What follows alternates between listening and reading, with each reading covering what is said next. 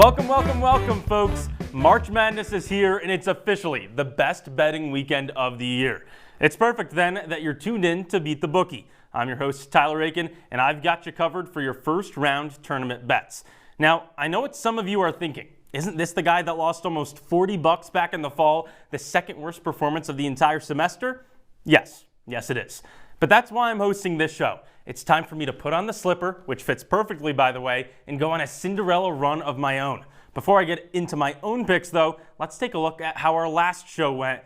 And oh boy, talk about too many cooks in the kitchen. I mean, just a really bad look from Shrikar, Terrence, and Chris. That, my friends, is why we don't bet on UFC. And if we take a look at the semester standings, those three are going straight to the bottom. My goal is to get to the top, but based on the math I've done so far, I need to hit every single one of my bets this week to pass Skylar. But hey, remember, the slipper fits. Let's do it. Hey, Jerry, you better yell! Show me the money! Show me the money! We start with our games of the week, and the first one is actually the first one of the entire tournament, minus the first four. 8-seeded Louisville versus 9-seeded Creighton. And if you thought I made a mistake, nope, the Cardinals are an 8 seed. They're 10th in the AP poll, 11th in the coaches poll, 11th in strength of record, 16th in KPI, 17th in WAB, 23rd in KenPom, 24th in the net, and 28th in BPI. But the committee, they're apparently smarter than every basic and advanced metric that exists and ranked Louisville somewhere between 29th and 32nd. There's not a single metric that ranks the Cards that low. Head coach Pat Kelsey is going to have his squad playing angry. And even better, the game is being played in Lexington, Kentucky, about an hour away from Louisville's campus, so the Cardinals basically have a home court advantage. Do I care that Creighton has a third-team All-American and Ryan Kalkbrenner on the team? No, I do not. Give me Louisville minus 2.5 for $10. That bet will start my tournament off on the right foot. Remember, the slipper fits. Next up, 6-seeded BYU against 11-seeded VCU. It's 2011 all over again. That year, America fell in love with Jimmer Fredette as he led the Cougars to the Sweet 16, while the Rams went on a miracle run as an 11 seed all the way to the Final Four. I'll break the bad news to you now, though. VCU just doesn't have that same magic this time around. The Rams are a good team, that's for sure, but BYU is a sleeping giant. The Cougs rank top 15 nationally in assists per game, bench points per game, effective field goal percentage, and three-pointers made per game. There is some bad news, though. VCU is a top 20 defense in the country at guarding the three, but too bad, so sad. BYU has won 9 of its last 10 games, including 4 ranked victories. Get ready for the story of good defense, but better offense. Cougars minus 2.5 for $10 sounds like a good enough deal to me. And for the last game of the week, I'll get another good deal. It's 4-seeded Maryland against 13-seeded Grand Canyon. Yes, that's the Antelope squad that got to the second round as a 12 seed last year, and GCU returns a lot of talent from that team, but the Lopes didn't have to play the Crab 5 last year. The Terrapin starting lineup, led by freshman center Derek Queen, averages 70 points per game. That is more than 77 entire Division I rosters. Give me the Crab 5, and after Maryland covers my $10 bet on the 10.5 point spread, I'll be licking my fingers like I would after a good old seafood boil. Nah, you don't need to see that. What you do need to see, though, is what the producers of the show think of these bets. And let's look at the C-suite. My goodness, we disagree on 2 different things. And is that me at the gym lifting my phone? Wow, I am clearly working hard in that picture. I'm working hard to get you these good bets. I'm probably researching these bets at the same time as I'm getting my pump in. So clearly, I'm doing my hard work there. I don't know if they put that up to embarrass me. It didn't work. And also, by the way, talent is already beating the C-suite this year. I'm ready to keep that up. Now, it's time for my best bets. And while there are good games all weekend, everyone knows the best day of March Madness is the first one. So these are all Thursday bets. I'm taking them chronologically. And if you were worried that I've only taken favorites so far, let me change that narrative right now. 13-seeded High Point takes on 4-seeded Purdue, and I love the Panthers here. The Boilermakers are insanely vulnerable. Out of 355 Division I teams, Purdue ranks 350th in defense against 2-pointers. Basically, it gives up easy buckets. When you match that defense up against a High Point offense that is top 10 in the country in field goal percentage, you get an upset. Remember, by the way, that Purdue has been upset twice in the first round over the last 4 years by 13-seeded North Texas and 16-seeded FDU. I'm not bold enough to take the Panthers' money line, but I do think High Point plus 8.5 points is a lock. I'll put $10 on it, and whether it wins on an upset win or a bad beat last-second three, it's going to win. Simple as that. A few hours later, 5-seeded Clemson takes on 12-seeded McNeese State, and this has been a popular upset pick, but not for the right reasons. Everyone has just fallen in love with manager Amir Khan, or as the team website calls him, Aura. I mean, just talk about cringe. It doesn't matter how big your boombox is or how many songs you can rap the lyrics of, if your team just isn't that good. McNeese State got the same hype last year, but got slammed by Gonzaga in the first round. Clemson, on the other hand, returns most of its production from a team that went to the Elite Eight last season. Honing on this year's teams, though, both are known for their defense. Each squad allows about 65 points per game, and no matter how bad you think the ACC is this year, it's objectively way more impressive to have that level of defense in a power conference than in the Southland. McNeese's head coach Will Wade is pretty popular, but against Clemson, you may as well call him Won't Wade. Give me the Tigers minus 7.5 points for $10. And moving to the night slate, it's time for some more upsets, and there's no more being a scaredy cat. Let's pick some underdogs on the money line.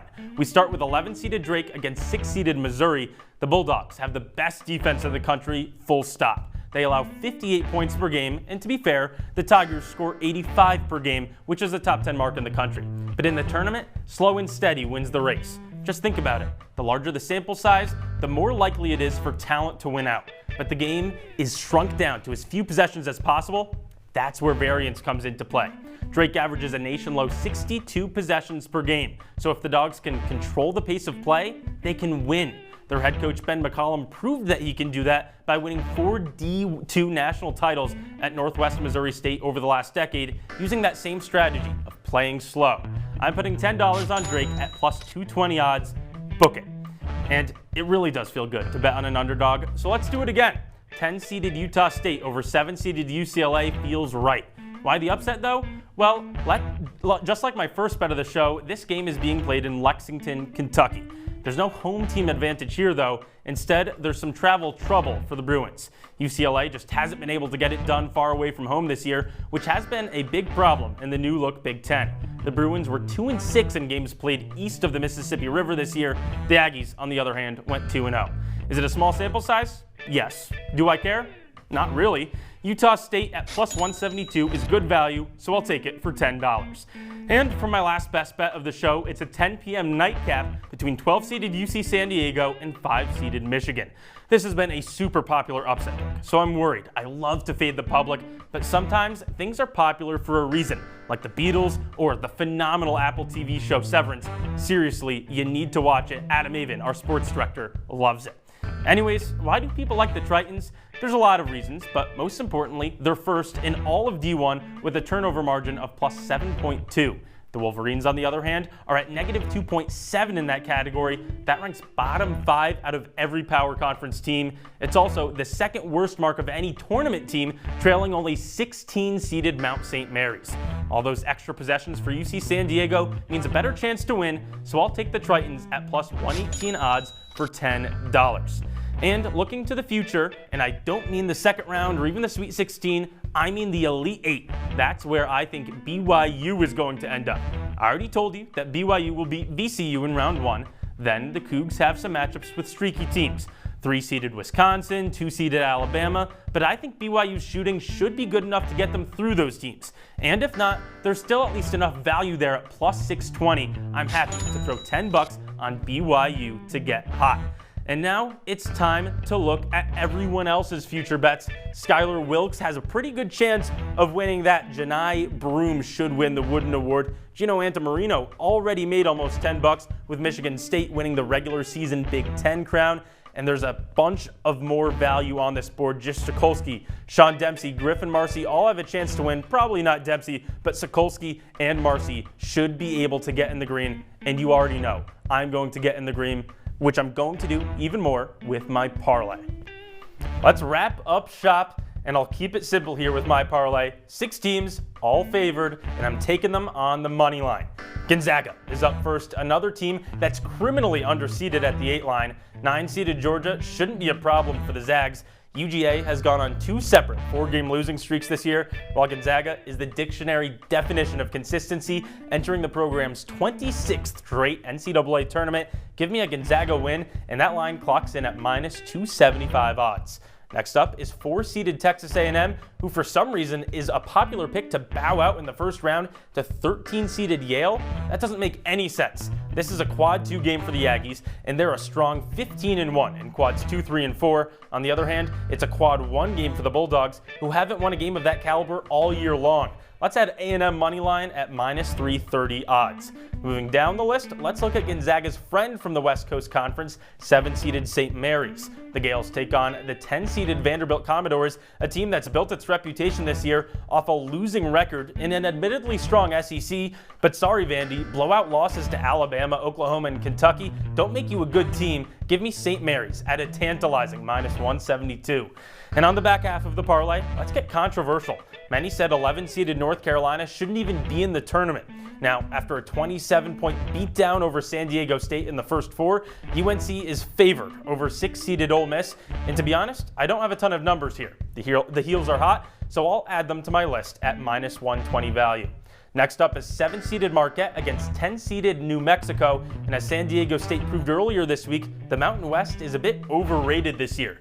The Golden Eagles, on the other hand, are battle-tested with 14 quad 1 games and 6 wins in that category, while the Lobos' numbers are just half of those. Marquette minus 176, add it to the list. And let's finish strong with the 2-time defending champs, 8-seeded UConn. The opponent, 9-seeded Oklahoma, is a solid team, but the Huskies are chiseled tournament vets. Their coach, Dan Hurley, knows March Madness better than anyone. UConn at minus 230 is a great way to finish off the parlay, which clocks in at plus 1,095 odds. Now, let's take a look at all these bets, because I went through a lot. Louisville over Creighton, home court advantage should work out well. BYU, VCU, not a problem for the Cougars. They're going to the Elite Eight. We'll get back to that. Maryland, the Crab 5, easy win over Grand Canyon. Those 3 are the games of the week. In terms of my best bets, Purdue, High Point, I like the Panthers to keep it close, but not on the next bet. Clemson should take care of business pretty easily against McNeese State. Moving to the back half of my bet slip, Missouri, Drake, I'm taking the Bulldogs, good value at plus 220. UCLA, Utah State, again, I'm taking the underdog on the money line. The Aggies are going to take down the Bruins. Then Michigan, UC San Diego, I'm scared. I'm really scared. Too many people like the Tritons, but I'm still going to take them at plus 118 odds. And then BYU making it to the Elite Eight. I think they have a path. They'll lose to Duke there, but they'll get the job done. And then the parlay, Gonzaga, Texas A&M, St. Mary's, North Carolina, Marquette, and UConn, all favorites, all on the money line. It's going to happen. That's $100 in the bank. All right, that's about all the time we have today, folks. Make sure to tell your boss you're not in for work Thursday, you're not in for work Friday, you're just going to sit back and enjoy the games. I know I will. And as always, go Orange.